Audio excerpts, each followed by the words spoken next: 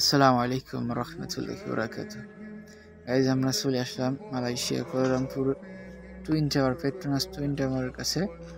এখন আমরা এখানে যাব, আমাদের সাথে থাকুন।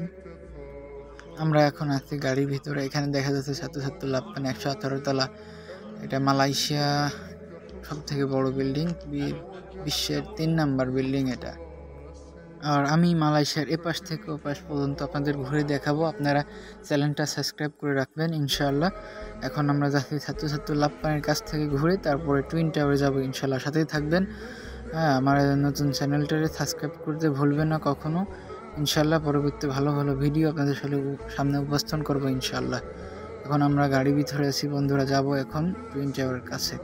এটা খুবই খুবই এক্সপেন্সিভ এটা একটা জায়গা। এখানে আপনারা শেষ পর্যন্ত দেখার জন্য আমাদের সাথেই থাকবেন ইনশাআল্লাহ।